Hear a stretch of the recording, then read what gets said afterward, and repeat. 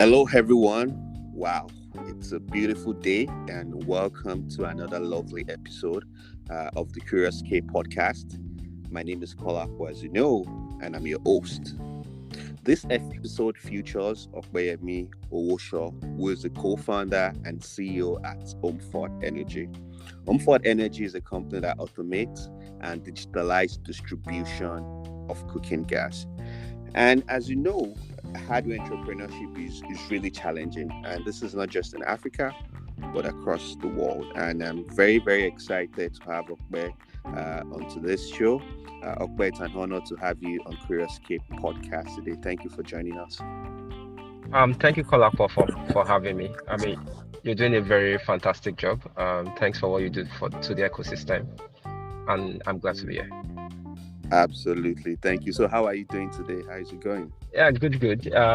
It's a long break, and I'm trying to recoup lost energy. Refresh myself, and I'm good generally. I'm good. Thank you. All right, that's great. And and I remember, I think the last time we met or just engaged physically was in Owerri from Shore. I think that was in 2018. Yeah. 2018. Yes, that was 2018. That's a long time. That's a long time, but it's finally good to be having this conversation. All right. So let's get into it. Can you tell us about your affection for building hardware products, and how it started for you, because this is not something anybody wants to, you know, get into easily. I mean, it would be interesting to learn about how this whole journey started for you.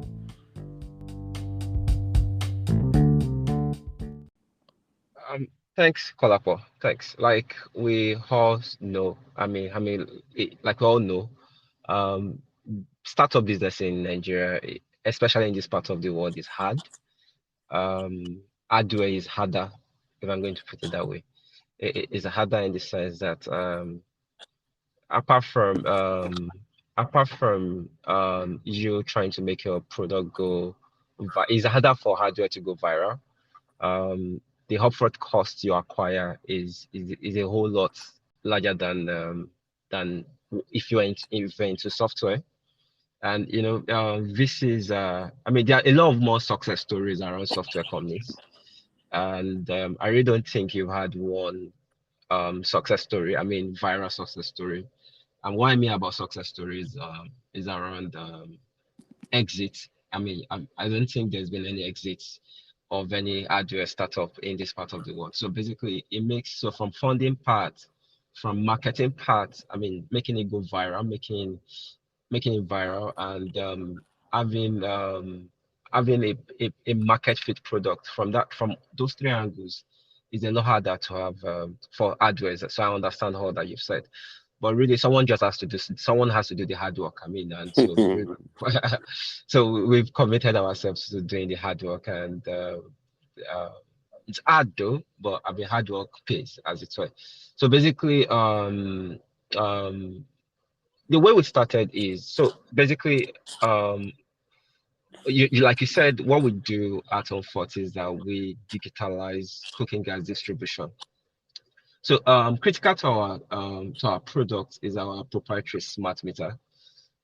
Is a proprietary smart meter that can work with any cylinder, any gas cylinder, and you download the Homefort app. The Homefort app is both on Google Play Store and the Apple Store. You download it, and while you cook, um, you can see your gas consumption in real time from your mobile app, and also from on our dashboard back in the office at HQ, we see everybody's consumption in real time. And when you are running out of gas, when you're running out of gas, your when you're almost running out of gas, the smart meter will have on your cylinder automatically triggers a refill order. So when that order is triggered, the order is sent to the closest retailers on our platform closest to you. About four of them closest to you, and whoever picks the request first goes to fulfill the order. So you don't ever ever have to run out of gas again. So basically, we call ourselves Uber for gas, but powered by IoT. Mm, And so we've been in market for a year. We have over 600 paying customers, B2 amazing. B2C customers. Yeah. We have over 200 B2B customers. So we power some of the biggest businesses in Nigeria today. We do food court. Food court is, I mean, you can order there.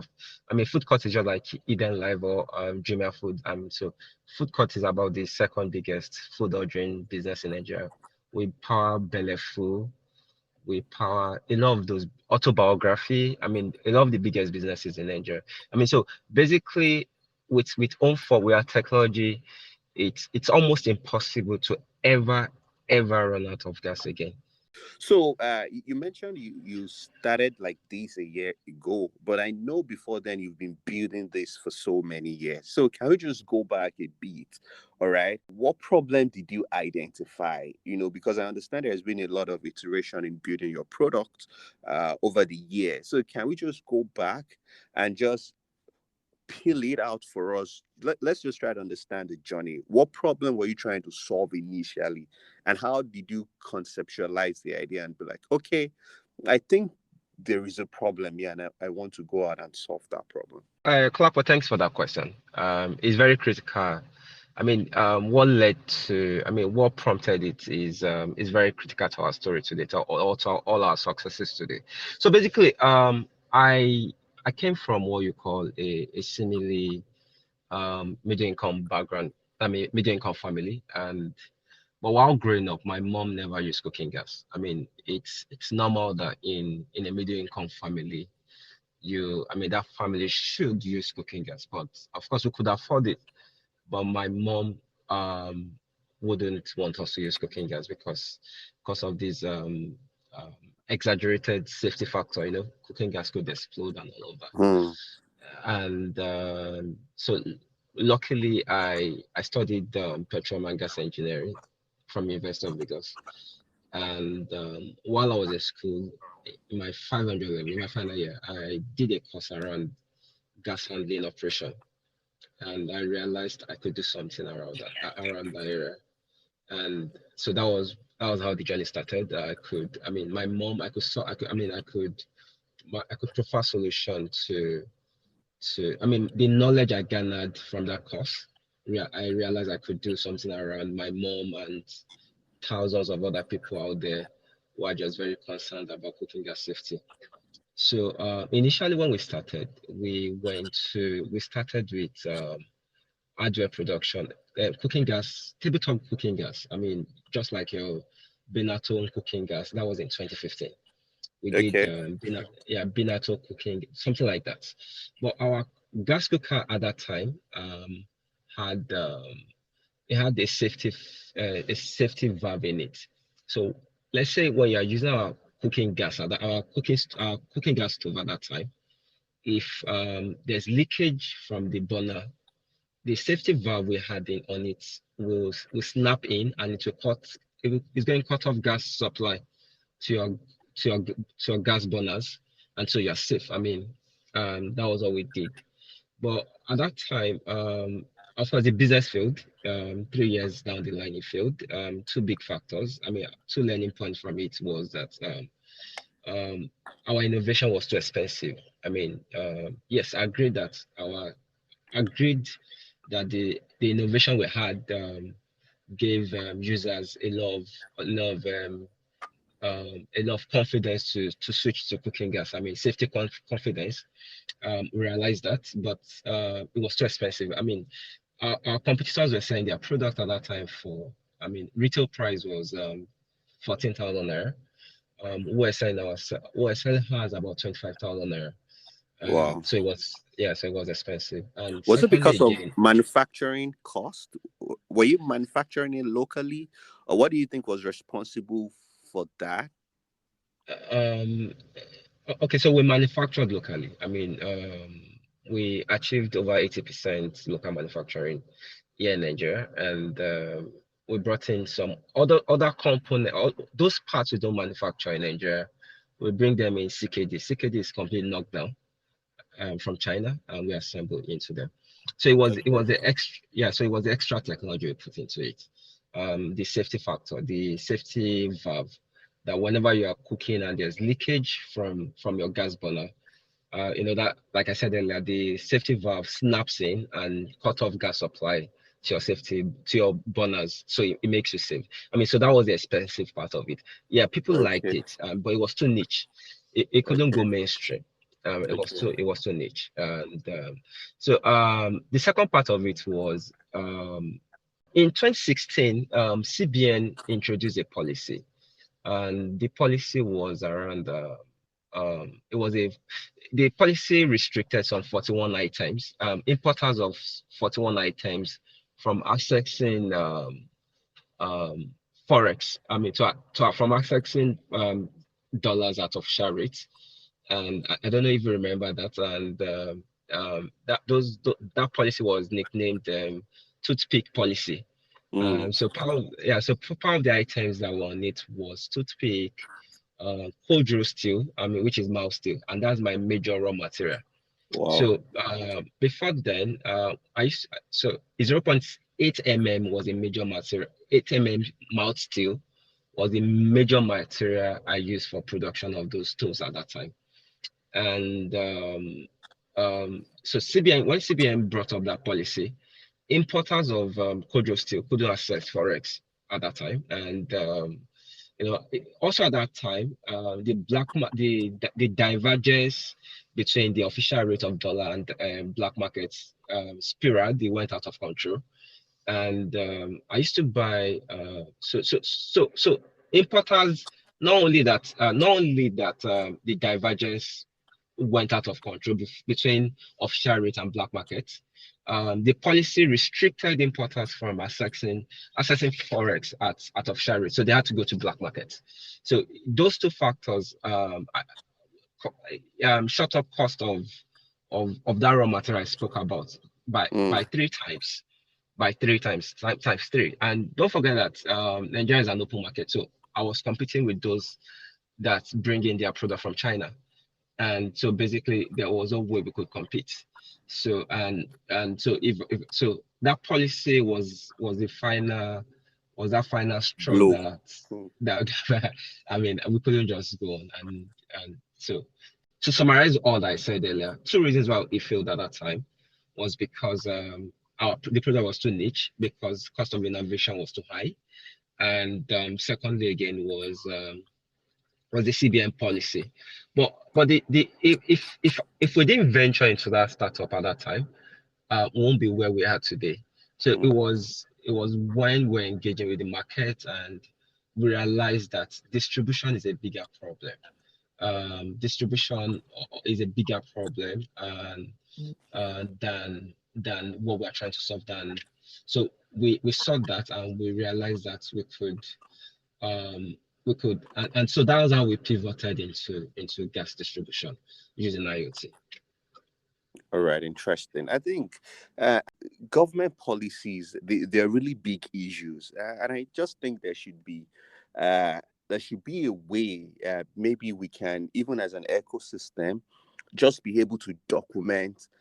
I mean, some of those policies that are not favorable to startup to businesses, because I mean, before you make that kind of decisions, you should understand. I mean, I can imagine lots of innovation that are killed based on bad policies, or maybe based on the fact that there is no proper consultation with people building in that space. Because if you're trying to ban something or restrict forests for something, there should be an alternative, right? Maybe there should be Sure, companies very that true. are locally manufacturing these items at a very competitive price. But I mean, the trend that I see in Nigeria typically is, I mean, we just ban straight up. I mean, if if we want to ban or restrict any item, I mean, we just do it without even trying to, create like a soft landing or a way businesses, can even, I mean, just maneuver, or even be competitive. And the fact that I, Nigeria is an open market, like you said, just makes it very difficult, because now local businesses won't be able to afford forex. People can still import at cheaper rates, so that just continues to kill, the local competence, in that It, space. True, true, true. Well said, Kolapo. Very true. But I really have to also comment that government's attitude towards startups. So I'm going to focus on startups, and I'm going to leave, for the sake of this conversation, I'm going to leave other businesses, so I'll just focus on startups. I think Okay. government um, relationship with startups has greatly improved over the last 4 5 years. There's still a lot to be done, and but some steps have been taken. So I think the Nigerian tech ecosystem has come of age, and the ecosystem is already exerting some form of influence. It's a This ecosystem is already, government now realizes that the ecosystem makes a large chunk of of our foreign income, and you have a lot of foreign investors bringing in funding into Nigeria. So federal government recognizes this, and a lot of policy, they've been trying a lot of policies to make this. They've been churning out a lot of policies to make startups thrive. You remember when that's Security and Exchange Commission, had problem with was it Bamboo and Rice Vest, and that was Yeah, in all these 2020, investment platforms. That's all right. those That investment, their yeah, in account was 2021. banned. Yeah, yeah. So you're aware that a lot of them are they've been certified by SEC now. But imagine if it was 2015, Hmm. this had happened. Trust me, 3 years down the line, they will still they will still they will still be out of business. So basically you can say I'm not so sure, but I know that the startups could ratify their operational license with SEC. I think they did this within 3 months. I'm not so sure about that figure. So it's a big win. Things are getting better. It could, government is realizing that, the tech ecosystem it's a hot new oil and gas, and so they are realizing that though the policy formation is slow, policy formation and implementation is slow, but trust me, Kolapo, it's better than 2015. Yeah, absolutely. I agree. I agree with you. All right. Yeah. So let's talk about like your business model and how it works. You mentioned you're digitizing distribution. Does that mean like Yeah. you own like gas reserves, or you just work with people that are already selling? So how does that process work end All to right. end? All right. Kolapo, yeah. So I'm going to digress a bit. So basically, you know Total, right? Total Gas. Yes. Total gas cylinders, they are very iconic. Orange cylinders, but I guess you don't see them again. Those old orange cylinders, and so basically, there's this DPR. So DPR, that's Department of Petroleum Resource, is the regulatory agency um, regulating the downstream sector, and that's where we operate. Okay. There's this law that says that as a LPG marketing company, so another name for cooking gas is LPG. As a LPG marketing company, um, that you have to be let's assume Colacqua is my customer. So you have own for cylinder, yeah, and though you bought it outright, but as long as I serve you, maintenance of that cylinder is my responsibility. Yeah, and Okay. so it's my responsibility to always maintain that cylinder. And That's if I buy cylinder, it from you, right? yes, if you buy it from me, yes, if you Okay. buy it from me, and as long as I serve you, in fact, if you buy it from me, is my responsibility. As long as my brand is on that cylinder, is my responsibility to service it. So even if you don't buy gas from me, as From long as you. yes, my brand is on that cylinder, you buy from me. So basically, when Total started, then Total sold out cylinders to a lot of people. I mean, so the idea at that time, that was around 1991. In 1991, when they started, there were no roadside retailers. No roadside retailers. Those retail shops around us. I mean, Yeah, there you was see them none. everywhere now in Lagos. Yes, Every yes, 100 or 200 meters you yes. walk. Yes, yes, you see that they're everywhere. So at that time, total. So if you buy gas and you run out of gas, all you have to do is to walk down to the nearest total force station to swap your cylinder. That was it. That But was the total. business model then, as a That was 1991. how they, no, yes, in 1991, that was how they started. That was how they started.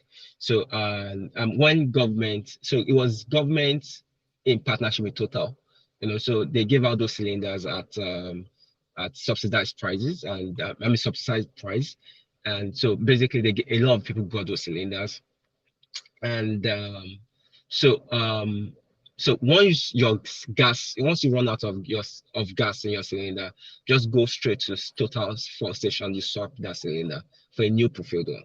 But total four stations were located far away from communities. You need to travel like 1 kilometer, 2 kilometers to do these bottle swaps.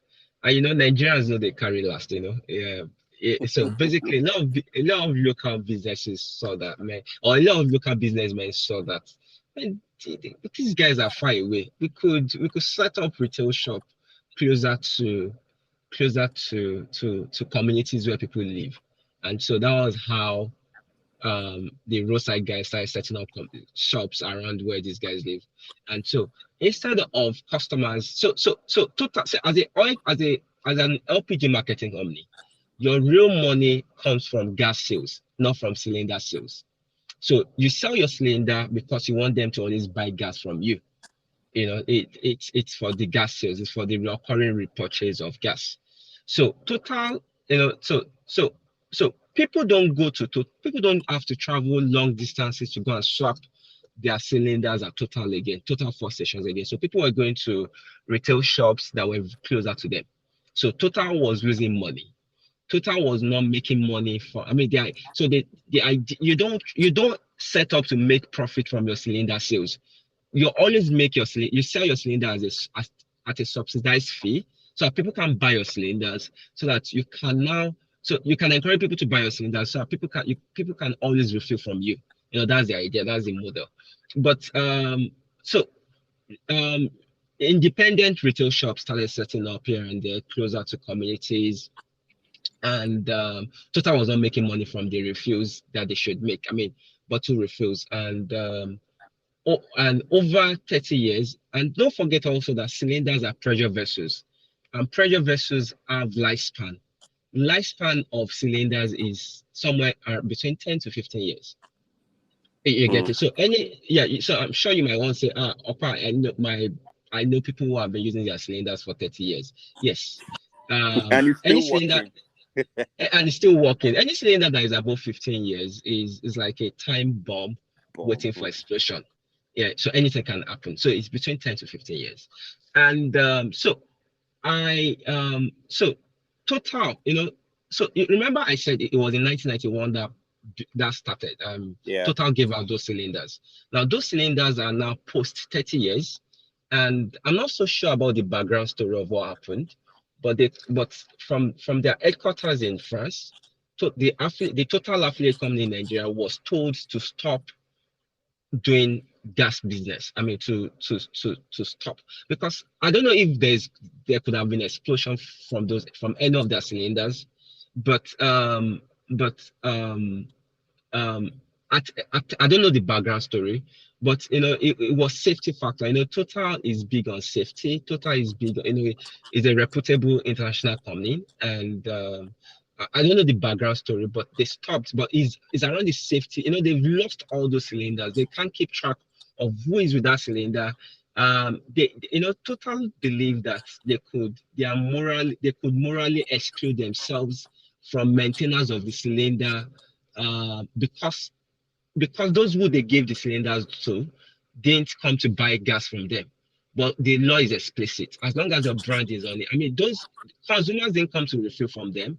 But if anything happens, trust me, the consumer still has the right to sue the LPG marketing company. So I'm sure these are what they saw, and they said, "Man, we have to stop this before um We get into uh it big.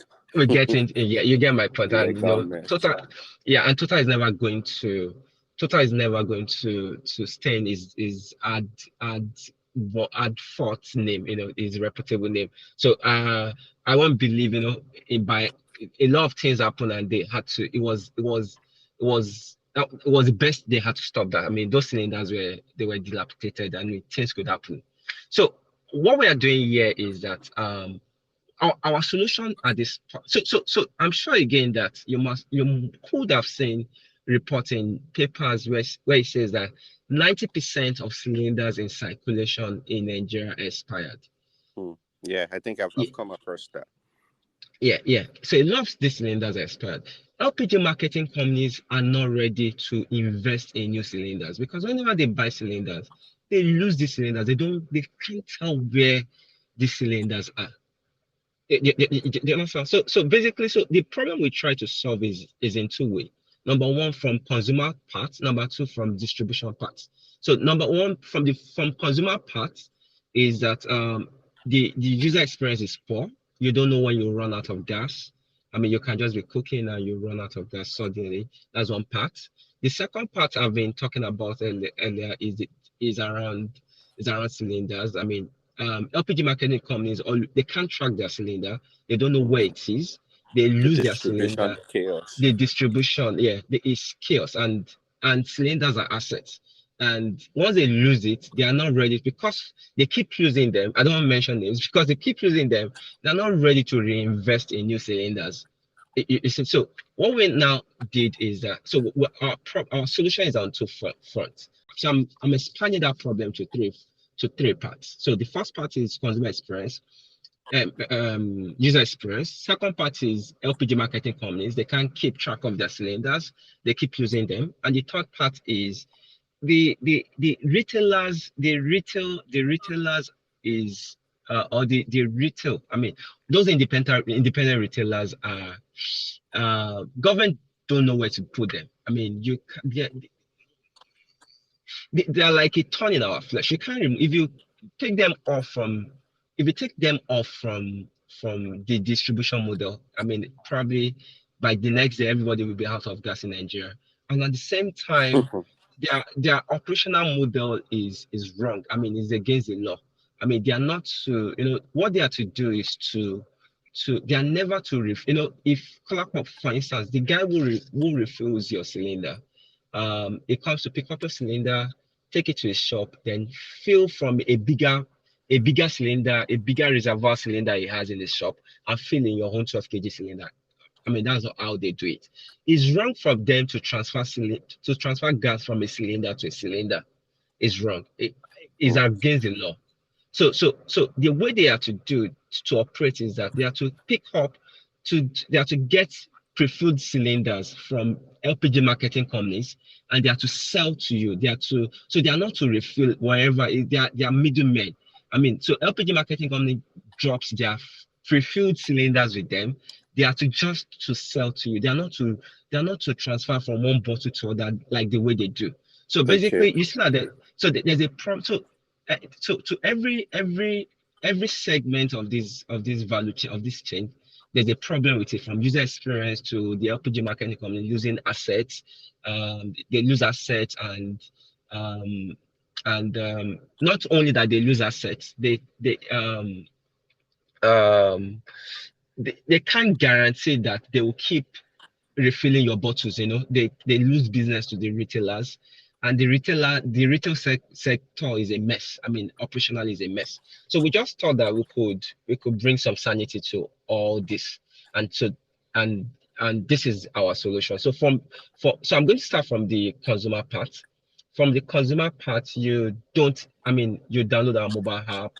um Once you download our mobile app, you choose the day you want us to come on board you. We come to onboard you, and we put our smart meter, and it's that simple. And while before you start, I mean, it's that simple. And while you cook, you can always keep a track of your gas usage in real time. And before you run out of gas, so I mean, before you run out of gas, once your gas level is at 2 kg, it triggers a refill order. And at the same time, so I'm going to pause on that. So I'll move to the retailer part. Now, we've onboarded a lot of retailers around communities where we operate. So we now put we've given them tools. We have the retailer app. We've given them tools, and we've stocked them up with pre-filled cylinders, and we do commission payout. I mean, so they serve as our last mile delivery guys. So let's assume Kolako, you are my customer, your gas level is at 2 kg. It has sent a refill request, and so that refill request goes directly to all the retailers around you. So the first guy who picks it among all the retailers that's on our platform, um, will be the one to fulfill the order. And we are not a distant moderator. I mean, we keep we keep track from our dashboard. We keep a track of all the process. I mean, we see what is happening. Um, we've built a very beautiful solution whereby, um, there are check and balances across this. I mean, so these retailers don't play a smart one. Um, you can see the identity, of course, like you can see the identity of the retailer. Um, the bottle is bringing, it can't tamper with with the content in the cylinder. I mean, so we've built check and balances uh, I mean, on this platform, and of course, and these retailers make extra money. In fact, the retailers we have coming to meet us that they want to get on board, and we can't satisfy them all. I mean, we're getting chunk of requests. And so on the last part also, we are dealing with retailers. I mean, with LPG marketing companies, a lot of them at this time, where we have this technology, is a barcode technology, and both the hardware part and the software part that help them keep track of movement of their cylinder. So as their cylinder moves from a node to a node to a node, as it moves across all nodes, they know who is with their cylinder at every point in time. So number one, they can't, I mean, so they know the identity of who is with their cylinder. They know where their cylinder is, and so they can keep a track of where their cylinder is at every point in time. So basically, those are the solutions we've been working on.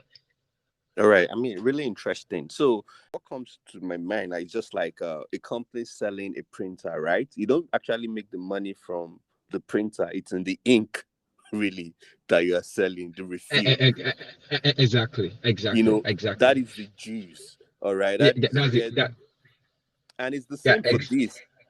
Because the oil companies, I mean, you sell cylinder, the goal for you initially selling is that, okay, I know this guy will always come back to refill, but once you can manage that process, then I mean, it's not sustainable for you. And I think you've been able to build something that seamlessly solve, that problem for this. So right now, you've educated like the retailers, uh and now the customers have your mobile application.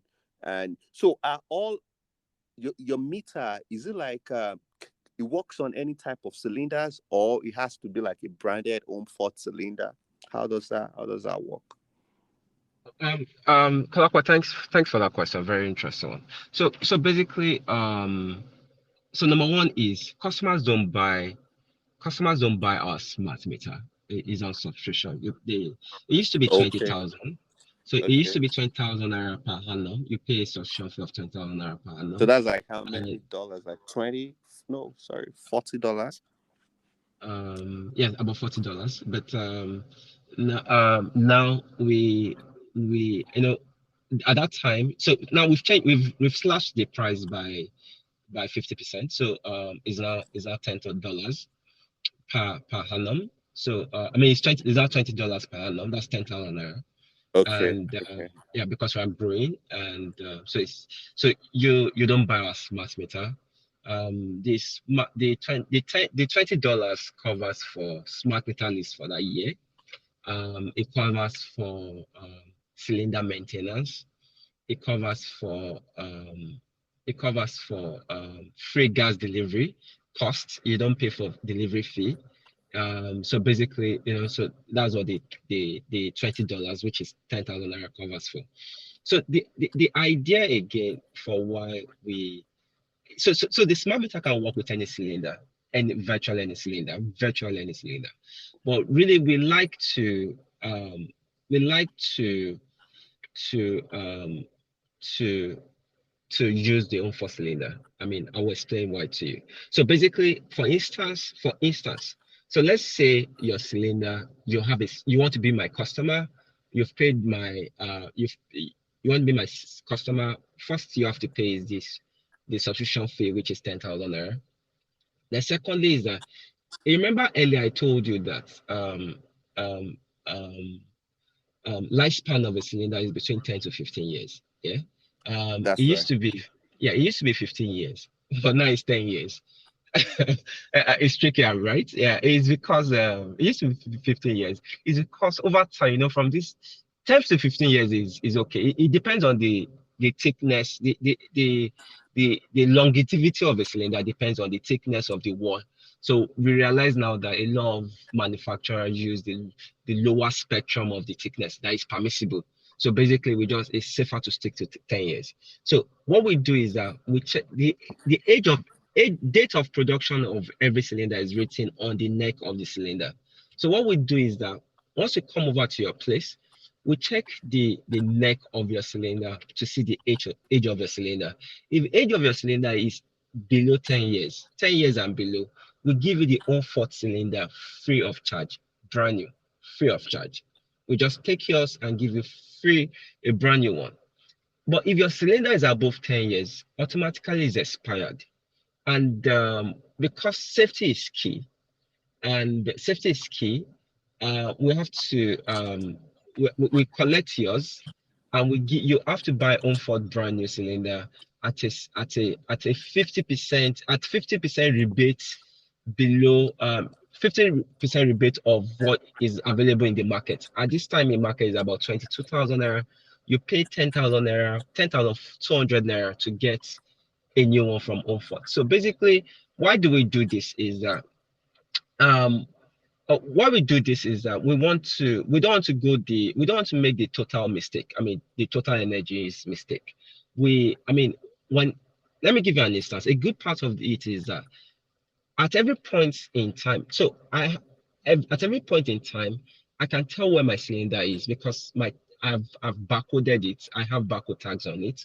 I I know when every cylinder is due for maintenance. So nobody's going to refill that cylinder. Before you refill my cylinder, it has to be scanned. I mean, I'm talking about our back operation, our back ops. Before we refill every cylinder is scanned, the info of every cylinder is on it. Is once I scan it, all the info of the cylinder comes up. I know when it's due for maintenance. If it's due for maintenance, or if it's every 5 years we maintain them, and every 10 years we take them out of circulation. So basically, to bring sanity to our operation, I mean, so we are looking at the long term. I didn't really want to do business for 2 3 years. We can use anybody's cylinder. But because we want to be available for the next 10 years, because we want to be there in the next 20 years, we need to put some processes on ground, uh, and that is the reason why it has to be through the Homefort cylinder. We do what we do. So if your cylinder is at below 10 years, you are not paying a dime. We are giving you a new one free of charge.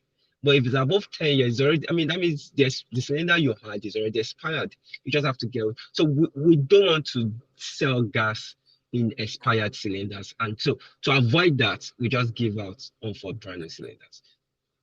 Interesting. I like that. So, can you tell us about some of the patents? Because I know you've been patented some products in the process of getting to this point. Can you tell us about that? And maybe what's the process in Nigeria typically? How does it work?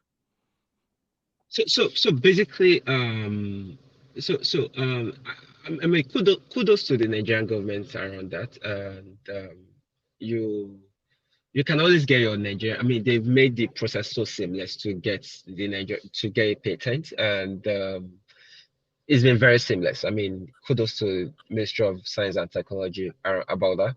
And so all you have to do is just to that you visit if you are based in Lagos, you visit the Lagos license office. That's NOTAP. NOTAP is a National Office of Technology Acquisition and Promotion. I guess that's the name. NOTAP. Yeah, that's That's right. yeah. So you visit their office and you pick up the form free of charge. You don't pay a dime. You don't pay a dime. And uh, the, the the the application form is straightforward. If you can get a lawyer who is good with patent, very good. I mean, it's good. If you can't, of course, there are tons and tons of information on on Google where you can check out to fill your form. But and in all of this, you won't pay a dime. I mean, for application, you won't pay a dime. 6 to 8 months down the line, your patent is out. So basically, it's that simple to apply for a patent in Nigeria. I mean, without even paying a dime. That's simple and that's In- straightforward. Interesting. So with that patent, can you take that to other jurisdiction and still file, or is it like Uh, in a Word database of, I think there's a platform called WIPO or something, or yeah. So I'm not too certain about that, but I believe the Nigerian patent is covers just within I mean, the patent you get from Nigeria is just within the Nigerian jurisdiction, and I think to every country you want to go to, you have to I mean, so let's say I'm going to Ghana, I have to start afresh. I believe so. I mean, you have to start afresh. So basically, the one you get for Nigeria is within the Nigerian jurisdiction. all right, interesting. All right, so let's talk about funding, right? I mean, it costs a lot of money building this product, iterating. You mentioned your beautiful software solution, onboarding. How has it been like? I mean, have you raised funds, or is it grants? Just, I mean, it would be great to just learn how, or has it been bootstrapping all the way? All right, Kolapo, thanks. Thank you so much. So basically, when we started here, Kolapo, I thought we were 90% hardware, 10% software. So I just want to quickly correct that impression. I think now we are 20% hardware, 80% software. I Mm. think what gives us the edge at this time is our software solution. It's massive. I mean, we're more of 80% software, and we all our software solution are done in-house. Of course, it's all, and so we have a couple of young boys, couple of young brilliant boys. We work together as a team, and so basically, talent now is um, trying to talent now is global. I mean, you're competing with global companies to get the best of talent. So, and this is very expensive. Yeah. So, we so we're funded, yeah, VC funded. I'm sure you know Idris Bello. Idris Bello. Is Lofty it Inc. an angel investment? Lofty Inc. Okay, yeah. Lofty Inc. Yeah. So we got a six-figure funding from them in USD. That was in 2021, and that was a pre-seed. And so currently we're raising our seed at this time, and I think we should close that very soon. And so basically that's the procedure got helped a lot. I'm going to tell you something very interesting about. So a lot of people tell you that it's almost impossible for hardware to get institutional funding in Nigeria. I mean, Yeah. so yeah, it's true. Yeah, I agree. I totally agree. But I think what Idris was impressed about our product at that time was, so Idris is a very detailed and thorough person. He has seen a lot, so you can't give him you can't you can't whitewash what you give him. I mean, you get it. It's very thorough. So basically, even it goes to investors update you send to him. I mean, if it goes, I mean, it's that thorough. It checks out. I have a couple of friends who tell you that, oh, they send investor monthly update to their investors and no response. Trust me, Idris should go through line by line of your update. So basically, it's a very thorough person. I think why I think so we were able to close around. I mean, the first time the guy met us, I mean that's Idris met us. That was the day he said he was going to invest in us, and we went through the due diligence within a month, and I think the money was wired the next month. And I think what it happened was that so he has a brilliant young boy he works with, and so he told that guy to come for due diligence. I mean, to help to come do the due diligence check around our technology.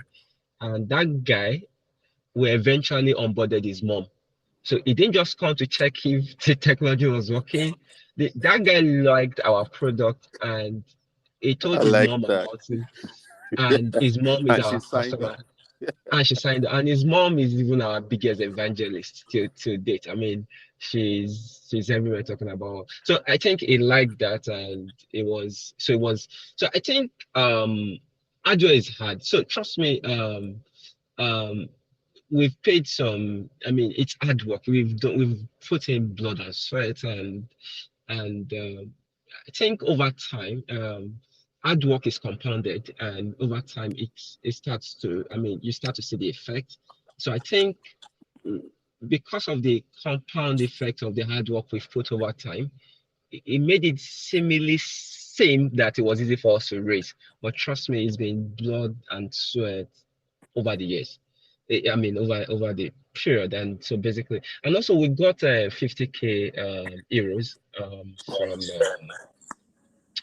from Orange Corners Nigeria, Orange Corners Nigeria. So we went through their program, their incubation program, and we became tops, and so that also was very helpful in our product, and so basically that's that. All right. And That's cool. and the fund was so basically we are trying, dollar is so dollar, I mean, naira against dollar is very unpredictable, and you earn in naira. But our smart meter, part of our smart meter, a lot of components from our smart meter. So we assemble our smart meter in Nigeria, yeah. A lot of components around our smart meter we still import from China, and so so part of the fund we got was to do some form of backward integration, because we are handling our income is in naira, and but we are buying components in dollars. So there's a mismatch there. So the most important part of our technology, which we bring from China, we've reversed engineered it, and so we manufacture here, we do them in Nigeria here. So basically, it helps that disparity between our naira component and dollar component, and also part of the fund went into is it went into dealing with regulators. LPG is a very unique product, cooking gas. So we deal with DPR, DPR and Sun. That Sun is Standard Organization of Nigeria. So you must have a MANCAP certification for your smart meter. There's something called MANCAP. It's for um, manufacturers of regulated products. So smart meter falls under that category. It's a regulated product. So there is no. We should have had our MANCAP certification as of now, but there's no industry code. I mean, before now, nobody has come before us to say, oh, I'm doing a metering device for you for cylinders. So there's no regulatory code for that. So what we had to do is that we, in partnership with Sun, that's our Standard Organization of Nigeria, we are working hand in hand with the Kenya Standard Board, and so we're trying to take. So in Kenya, they have something like that. So we're trying to pick up one or two policies from their own standard codes to see how we can incorporate it with it. So the fund is helping us deal with regulatory agencies, um, build build very stable product. Our products are very stable at this time. Um, we have over 600 customers, B2B customers, and I can tell you, Kalakbo, we've not had we've not had 1% churn rates. I mean, there's no cost. I mean, so we're very deliberate about who our early customers are. We're very deliberate. So we've been very selective about those who are our very early customers, and so we've been going after a lot of people within the ecosystem. So we have a lot of founders within the ecosystem. So I'm going to drop a name, Opadoye of One Pipe. You know him, One Pipe, CEO of One Pipe. Okay, I've heard Opadoye of one is pipe. Okay. yeah, is our customer. There are a lot of guys in the ecosystem who are our customers, and not, I mean, they'll tell you that it's been so our products are very stable. I mean, so these are the milestones we've been able to cover with the fund. And so the fund was very, very helpful. But a big advice again is that for hardware guys who are trying to do something, trust me, probably there should be some. If you think you need 500K to take you from A to B, uh, we learned this the hard way. If you think you need 500K to move from A to B, probably just put 500 plus 30%, 30% extra, because it's hardware. You keep you see, you get it. You keep iterating your product. It's IoT, it's Internet of Things, and you are dealing with software. You just put some 30% safety cushion in it, and trust me, it's not straightforward as I think software is a lot easier. I think is a lot easier. I mean, after doing all the hardware part and all this, we still have to deal with what the software guys are dealing with, which is distribution.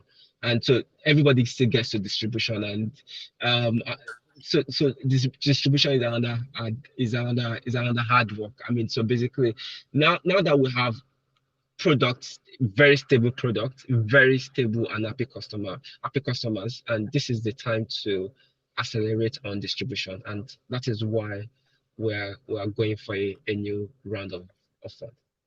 Amazing. I mean, thank you for sharing that. So, uh, as we round up now, can you just tell us quickly about your view about maybe competitors in the space and any other thing you'd like to share with us? Um, so basically, Kolapop, we if left to me, yeah, if left to me, I we have a lot of stakeholders in this. We're um we're VC funded, and so the interest of your funders have to be protected. Yeah, you get it. But if left to me, yeah, I wouldn't even want. My decision would have been not to patent our smart meter. I'll explain to you. I mean, what I mean by that. See, you need a lot of competitors. It's Nigerian market, LPG market in Nigeria is a very, very big market. Consumer education is expensive. Consumer education is extremely expensive. You need competitors to come on. Yeah, it left to me, I wouldn't have patented it. Because we need a lot of competitors to come on board, to educate to educate the market. I mean, consumer education is expensive. But even as much as we want, I think startups should focus should focus more on innovation than trying to edge off competitors. You get it, and I think the solution we've built, Kolapo, trust me, we have skin in the game. We know this market. The solution we've built, Kolapo, I mean, a lot of competitors are going to come on board, but Kolapo, among these competitors, we are the Amazon in among these competitors. We've built what will really separate us from all competitors, and we are moving very fast. So basically, I also know that, I mean, I know you know this Gas Monkey. Yeah, that's right. Yeah, yeah. Yeah, it's been on the podcast too. Oh, interesting. Very smart guy, and I wish him all the best. I really hope he gets to market on time. I hope he gets it right. And a lot of guys have tried to hack this space. In fact, I know some couple of guys who have gone to China to go bring the hardware from China, trying to get into the market, but it's a lot harder than it seems. But so if you ask me, the major competitor I'm seeing at this time is Gas Monkey, and truthfully, I wish him all the best. I wish he cracks it on time and he can join us in the market to come help share the consumer education cost with us, because we've been the one bearing the whole cost, and it's crazy expensive. It's crazy Interesting. expensive. All right. Any other thing? I mean, as we round up, you like to say?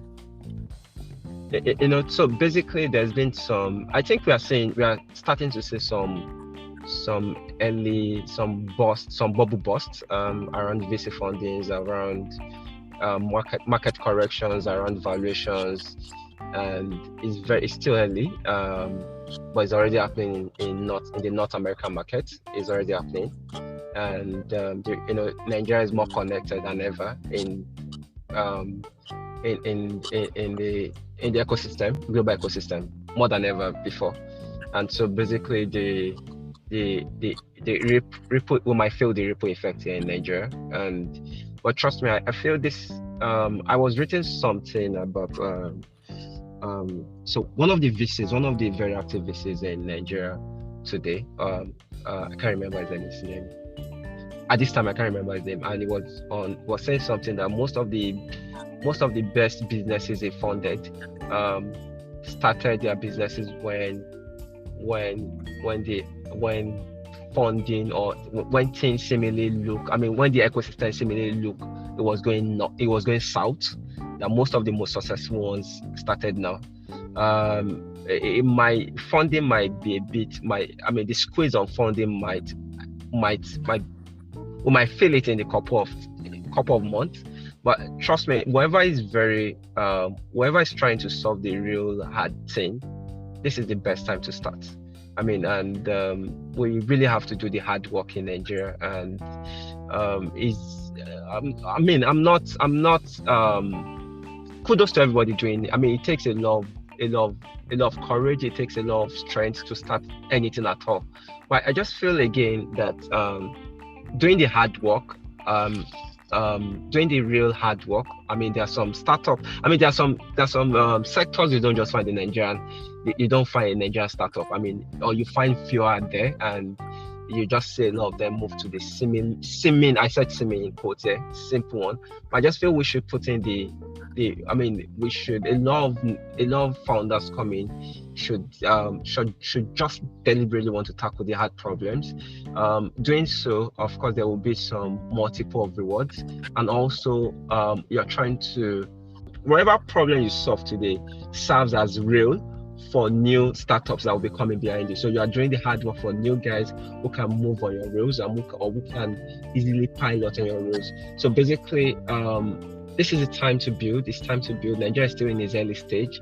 There might be some squeeze in funding, because we've started saying them. I mean, it's happening in Silicon Valley at this time. Market adjustment, price corrections is already happening, and this is the time to really build. And if we're going to build, I think we should build a real hard work. I mean, we should do the real hard. We should build the hard ones, and they love startups around fintech. They love startups around. I think AI. I think IoT. Fewer startups are. I mean, in Nigeria, fewer guys are there. I think more guys should try to go to that space. Absolutely. Thank you, Okwe. It's been great having you, on the podcast. It's been a very beautiful conversation. Thank you for taking out the time to join us on Curious K podcast. My pleasure, Paula. Thank you so much, fam. All right. Yeah, thank you everyone for listening. I hope you enjoyed this episode, and see you next time. Bye-bye.